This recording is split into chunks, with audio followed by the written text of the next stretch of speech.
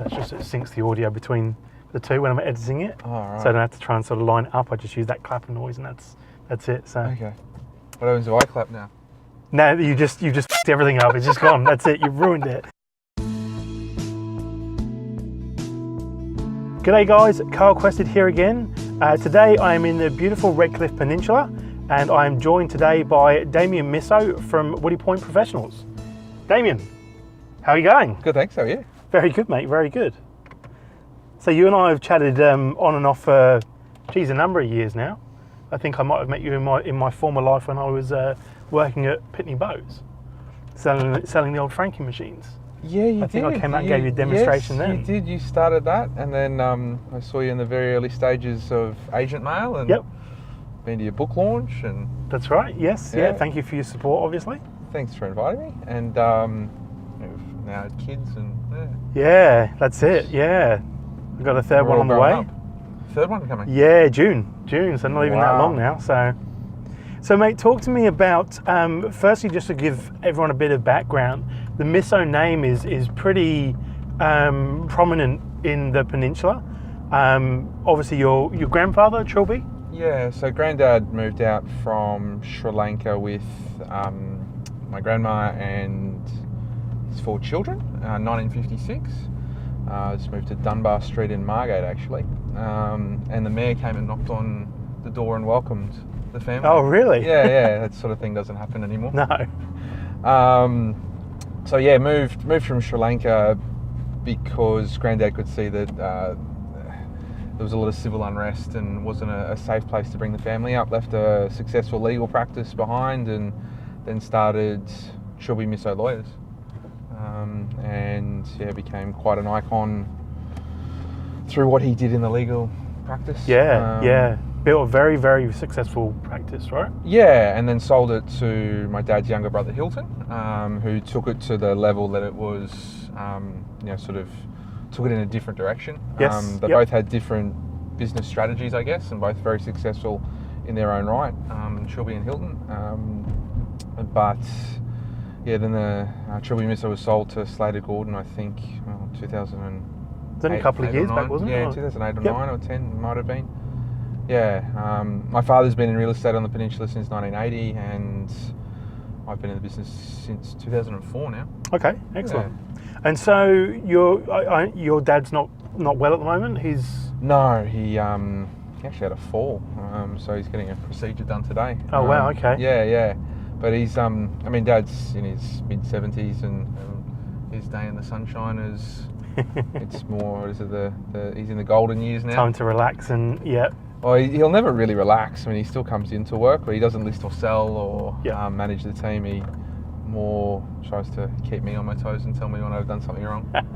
And how do you find that? Like, I obviously interviewed a few people now, Zach McCarty and Scott Lackman, who are all, second or third gen real estate agents. How do you find that dynamic of kind of taking what he's built and putting your own stamp on it? In the early years, it was very difficult, and I think both of us were guilty of crossing the employer-employee, father-son boundary quite often. Sure. We probably both spoke to each other in ways that we wouldn't talk to fellow team members. Yep. And I think me as a son, I wanted to prove to Dad I could do it. And I guess my dad wanted to protect me a lot of the time to make sure that, I didn't fall in the hole that he'd fallen in. And the biggest challenge I found was we are generations apart. Dad's from the silent generation. I'm on the cusp of Gen Y, Gen X. I think I've got all of the good Gen Y qualities, none of the bad ones. Dad's seen more change in the industry than what I have. 2004, the internet was around, and there's a lot more technology now. But Dad's gone from days where you had a photo of a property once you'd had enough photos taken on a roll of film to make it worth your while to develop them. Yeah, that's right. He's seen a lot more change, and he isn't very, and he'd be the first to admit this as well, isn't very good with technology. So that's where a lot of our challenges early on were, because Dad's a brilliant salesperson, but not so great with systems. And I've got a degree in business, and over time I've got the degree of School of Hard Knocks. Yeah. So I came into the business with a lot of systems knowledge and a lot of technology knowledge. Didn't have the technical or life skill that Dad had, and that's where I think we crossed a lot. Because you could see, obviously, efficiencies and things like that by putting systems and processes in place. Absolutely. Yeah. Absolutely. And Dad's attitude was, well, it's been working for this if it ain't broke, don't fix it. Yeah, that's right. So, and I think that's true with a lot of, you sort of see the aging real estate agents that kind of go, well, if it's always worked, why won't it continue to work? But things are moving so rapidly now in technology and social and things like that. You can't rest on your laurels of what used to work is still going to work now. That's right. I mean, even something like Facebook, for instance, it changes every day. Yeah. And things move around, and I mean, it frustrates me. I mean, sometimes you get used to things and you go, well, now how do I find this thing? Yes. Where is this thing? And for us, younger people or people who are more proficient with technology, it's easier. But I mean, my dad's always saying his iPhone's broken. There's nothing ever wrong with his iPhone, but it's just things change and evolve so often that it's hard to keep up. Yeah. So in terms of how the business is run now, so day to day, you're managing principal? Yeah, I'm the general manager, and we've got one salesperson. I'm looking to grow our sales team now, and we've got a team of property managers who manage 510 properties. Okay, that's a good size rent roll. Yeah. And so in terms of where you want to take the business, like what are you looking at for the future? Like what do you want to do with Woody Point Professionals? It's been a long journey for us to get a new premises. I mean, Dad's... Well, because you built the place, right? You built it from the ground up. So. Well, Dad, I mean, where our current premises is actually 3 residential apartments. Where we were next door was that old building that you came into, and you probably felt like you felt like you're going to fall through the floor. It's in its heyday. It's fair to say. It was awful. I mean, the location is amazing. Yes. But the premises was shocking. And we had split premises, so we had our rental department 300 metres up the road. That's right. And that presented challenges from culture, from efficiency, from communication, a whole bunch of stuff. And the sales department, because that first impression was a wobbly floor, it didn't really instill, I don't believe, in the eyes of a vendor or a landlord that, we were maybe the best at looking after properties, because our own property wasn't the best. Sure. So we're in the final stages now. We've just approved it with a builder and going through the last stages of our DA and BA to build a new office where that old one was.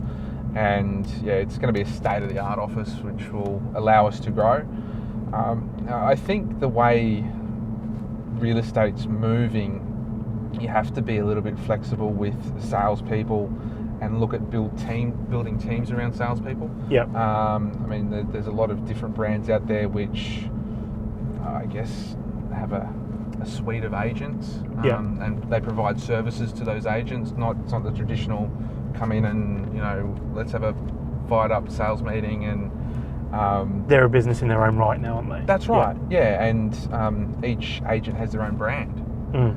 So I think business in our industry needs to cater to that. So our office will be built in a way that will allow salespeople to have their own office and EBUs. If that's the way they want to grow. I think that's the best way to grow, because then you've got the ability to leverage as well as have some time off and reduce the stress levels that can be associated with real estate. Sure. And so that's the first journey is to get the premises right. Then it's to find the right people. To match with our culture and that's I think that's such an important thing. I mean, today I was late to our interview, and I hate being late. Like, I'd rather be 30 minutes early than 5 minutes late. Yes. And it was because of Telstra. And the Telstra guy rocked up on the doorstep and knocked on the door and said, "I'm here to install your NBN." And I'm like, well, I haven't received a phone call or a notification of this happening. And he's like, and his response was, yeah, it happens all the time. Yeah. And I'm like, you're a Telstra employee, and this is your attitude towards the company you work for. And I think an organisation like Telstra has massive cultural issues in terms of, they're a massive organisation which obviously presents its own challenges anyway. But I think for someone like that to be presenting themselves to their customer in that way, how do you guys work on your culture so that you don't have people having that experience within your organisation? Look, it's learning and it's training and it's systems. We were a business that was very people-driven because Dad had built a team of people who remained very loyal to him for a long period of time. Like our senior property manager was with us for 15 years and retired in her early 70s. Our office administrator and trust accounts guy was with us for 17 years. Our sales team members were with us for 13 and 14 years. So over that period of time, I think you become family, you understand each person's differences, and there's a standard that those people have with their work that is measurable over time because they've been with you for that period of time. Sure. The problem was when those people retired, was we then had to, and there was no system, there was just the way that person did it, it was all up here. Yeah. We then had to go, well, how did that person do that? Did they do it the best way possible? How do we now build a system so that maybe we don't have the same number of errors that we had, and so that if the new person who's taking over that role is sick or goes on holidays or leaves us, we can then put someone else in to follow those systems. So I think that the key thing is systems and having checklists so that people know what's expected. Yeah. And because sometimes you get flustered. I mean, we're all multitasking, and I was talking to the guys the other day because I felt we had a bit of an internal email problem. We were sending too many emails and not having conversations. And I was thinking, well, how many bits of notification are coming at us nowadays with email, text messages, Facebook, Facebook Messenger, Instagram? Someone might send you a Snapchat. Then there's other stuff as well. There's all these noises that come from your phone. They're not actually phone calls. No. They're just things. So you can get distracted and flustered and lose your way. So at least if you've got a system or a procedure to fall back on, when you get distracted, you can go back, where was I up to? And then follow the system through. Having that system allows us, if something does go wrong, we can go back to the system and go, did you follow the system? Was it a systems issue? Yep. Is it a training issue? Don't you know how to handle that situation? Or were you just being silly? Yeah. So it's a lot more than just sort of saying, oh, that was just a one-off, somebody just making a mistake. It's, why was that mistake actually made? Was there a fundamental issue that we need to fix first? Yeah. It's either, is it a system issue? Is it something that the company's not providing? Yeah. Do you have the skills, or are we being silly? And sometimes we're just being silly. Yeah. And it's how you address that with a team member as well. You can't do that at the moment. Yeah. If you're throwing in the deep end and there is a problem, the focus has got to be the customer. How do we fix the situation for our customer in the next 10 minutes? What are the 2 or 3 things we need to do in the next 10 minutes to get the customer happy? Yes. Yeah. Fix the problem. Then after the emotions died down and the deal with the situation, underlying issue. and do it in private. Because if you dress down a staff member at that point, they're not going to give you the real response. Yeah. They're going to give you an emotional response. So as a group, so you guys have been under the professionals banner for the whole time? Like, you've always been professionals? No, 91, I think Dad joined the group. So it was independent when Dad bought it in 1980. Yep. GW Ives, and then joined a brand called Forge, which I think is just the worst name you could think of for a real estate agency. And then, joined the group, I think it was 91. Okay. And so in terms of, was there a decision at that time, and I guess now, because obviously you guys would review this on a regular basis, in staying with the professionals and that co-op setup? Obviously there's a lot of talk, I think, at the moment about independent versus franchise. Co-ops tend to sort of get, I guess, overlooked as a business model a bit more. So what's your guys' decision for choosing that path? The co-op model, look, it's I think its strengths are also its weaknesses. Whilst it is affordable, it sometimes lacks leadership. Yep. You know, sometimes, not all the time, but sometimes it's. I mean, at least with a franchise, it's like, this is the way we're doing it, and if you don't like it, well, see you later. Yeah. With a co-op, things tend to be more up for discussion, and it can be a little bit slower moving. Because there's so many opinions to make something happen, whereas in a franchise group, you've obviously got one leader pushing that direction. That's right. Yeah. Who's got a vested interest in the outcome of the members as well, whereas when your model is built on a flat amount, you can budget a lot easier, and it's harder to grow your revenue streams if you're not for profit, in essentially, like all the money's for the members. Whereas your franchises are like, well, we want to get a return, we want to grow we want our 8% to be of a bigger pie than what it currently is. So, interesting question.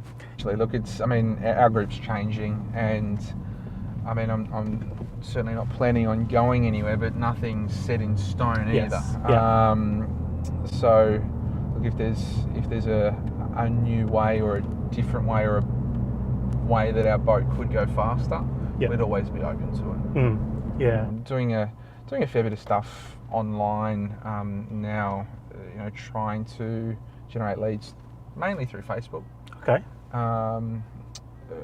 Much like John Hellaby's Check My House Price, I've got an unbranded website which we use for lead generation, which is getting us between 4 and 6 leads a month. Sometimes a little bit more.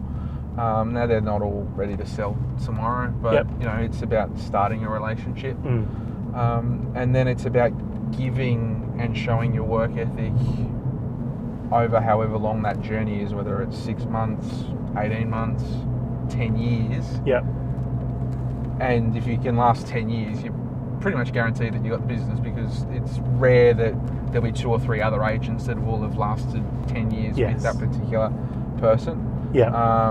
And then you become their real estate partner. And that's the ultimate goal, is to become someone's real estate partner. That's right. Yeah. I think I often call it agent of choice, but I think it's the same thing as that when you get called into that listing presentation, you want to know that you're the only one being called in, right? Yeah, that's right. That's the ultimate goal, and it's. I mean, they may call another agent in just to be safe, but they've made the decision. Yeah. And the other person's got to be really, really good, or do something. You've got to be off guard, perhaps, as well. Yeah. Because it is still a game of inches and very small percentages. Yeah. But you want it to be yours to lose, right? That's right. That's where you want to be positioned. That's right. Yeah. And I think that continual giving of meaningful information or gifts or whatever it is that over time just shows that you're committed to the cause, and you're not just in it for the quick sale. Sure. Now, I refer to you in a number of speaking engagements I've done and things like that. When I talk about agents that I see doing good things, I refer to you in a number of situations. And the reason for that is I really loved what you did with Redcliffe 365. Can you just talk to us about what inspired that and sort of how you came up with that idea? Yeah, sure. Look, I mean, that side of it is to be honest, I've paused a little bit of it because of, I don't know whether it's I got tired or lacked energy or lacked the time, but it would have been, I think 2009, I started a blog site, iloveredcliffe.com.au, and starting out blogging, I didn't really know what to talk about. Yeah. You can, write about one cafe or a school fete or something, and then you're like, how am I going to get direction with this? Yeah. And I heard, I think it was either Peterborough or it was Glenmore, but I'm not sure who it was, mentioned 365 things to do in Austin, Texas. I thought, Okay, and that was, I think, started by a real estate agent who had something like 200,000 followers. Yep. I thought, well, that gives me shape now for my blog. So I started just listing off things to do on the peninsula, and I started a Facebook page, which, to be honest, has been a bit dormant, but it's been on the drawing board for the last sort of 60 to 90 days to get that back going again. Because how many followers do you have on there? It's about 3,000. Yeah, so it's a good size. It is, yeah, it's a decent audience. But it's an audience. It's a dirty database now. Yeah. Well, I'm not, maybe not a dirty database, because they are still interested in the peninsula. They're just a bunch of vendors who haven't been called in a long time. Yes. Yeah. So, yeah, I probably need some help with it, to be honest. I mean, to take some of the pressure off, and maybe a collaboration might be the way to go. Yeah. With some other like-minded Redcliffe folks. So if you're out there and you're watching this, get in touch. But I mean, I think that's a great concept. Like, you know, it's useful information if you're in Redcliffe, either just for a day or you live in Redcliffe. It's something that you want to know about, because, you know, if you've got kids like I do, you know, you get to the weekend, it's like, oh, what are we going to do? Like, what is there to do? And, you know, you can try and navigate the Moreton Bay Regional Council's website, which is a shocker, and you can find out, you know, where the local knitting club is going to be, you know, or when the next game of, you know, 500 is going to be happening. But there's not a lot of people that are actually talking about, you know, just proper things to do. Yeah. You know, and there is a lot going on. So I think it's a really good concept that a lot of other agents in a similar situation that are struggling for ideas. You know, you've only got to think of one thing in the whole of the suburb for each day, right? That's right. And I mean, 365 doesn't need to be the number, because it was a big task to get through 365, and I didn't do it in a year. Like, I didn't do it every day. Like, Yes. I mean, yeah. I think I did it probably between 2 and 3 years. Yeah. But I mean, even if it's 100 things to do, 100 things to do, and yeah, now for me, it's about, well, how can I reconnect with that audience, grow that audience, and provide more meaningful things to do and more events in a timely way. Maybe not aiming to, I mean, because I was posting 3 times a week. Yeah. You know, maybe if I drop it back to 2 times a week, maybe 1 video, 1 text blog or something like that, so I can get some assistance with someone to put together the typed one, and get in front of a camera like this, and that's it, and meet some people and share some wonderful things about the peninsula. Yeah, cool. I guess let me ask, who are some of the people that you follow, whether it's in the industry or out of the industry? Who are some of the people you sort of look to for ideas, advice, or guidance?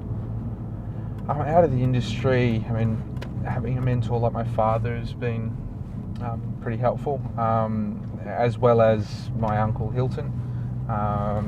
He's been very, very successful in his own right, in a different way to what Dad has. Within the industry, there's a few people. Andrew Reese, Inspect Real Estate, you know, very, very good thinker, very generous of his time. Met Shannon Davis through Andrew, so they're more property management geared, but good business people. Yep. Spent some time with Glenn Twiddle, and I wasn't the hugest Glenn Twiddle fan, to be honest, when I started. But he's worn me down. I've grown to like the guy. So yeah, from a marketing point of view, the guy is a genius. There's not anyone sort of like you follow online. You're not like a Gary Vaynerchuk fanboy. Oh, Gary V's. Gary V's awesome. Yeah. Gary V's. I mean, how clear and concise is the guy? He's just sharp. It's eye candy too. Like, it's funny because I wasn't a Gary V fan either, and then when Glenn had him over and I got to see him live, I was like, this guy is next level. Like, you know, I'd watch some of his videos, and I'm not a big fan of the swearing. Like, I'm a bit of a prude when it comes to the swearing and stuff like that, but you can kind of, same as Tom Panos, like, you can look past it because the content is so damn good. That's right. You just kind of go, this is amazing. So yeah. I suppose Tony Robbins as well. I mean, I like Tony's stuff. He's the master of inspiration. He's got bloody big hands too. Oh, Aaron Sensoni, I suppose, outside of the industry. He's sort of in the industry, but yeah, I've listened to a fair bit of his stuff. Yep. So how do you consume it? Like, when you look for content, do you sort of generally just listen in your car, or do you sort of set time aside and go, this is like learning time? Yeah, I haven't been as structured with my learning time, and that's Yep. something I'm conscious that I haven't been consuming it that way. I live half an hour away now, so I get to listen to a bit in the car.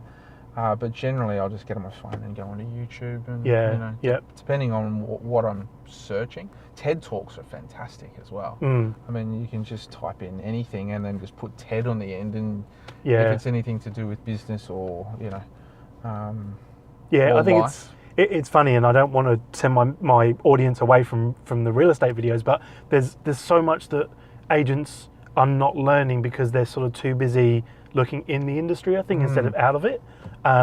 You know, I think it's really, and you know, some of the events, like, you know, you look at Arik, you look at Glenn's events and stuff like that, they bring people from outside of the industry, and people say, well, what are we going to learn from Arnold Schwarzenegger or whatever? You know, but the truth is, if you can't learn something from somebody who's gone from not being able to speak a word of English to the governor of California, like, there's a lot you can learn from people outside of the real estate industry. Yeah, and I mean, that's one of Glenn's lines is, you know, don't think like a real estate agent, think like a marketer. Yes. And I think too often we look at, oh, well, XYZ real estate agent is doing that, I have to copy them and try and make it a little bit better. But if he's not necessarily winning, or she's not necessarily winning, you're copying a losing formula. Yes. So if you do something completely different, I mean, I like to zig when everyone else zags. Yep. And I think you've got to try and stand out and be different, however you can. You know, because it is a bit of a sea of sameness.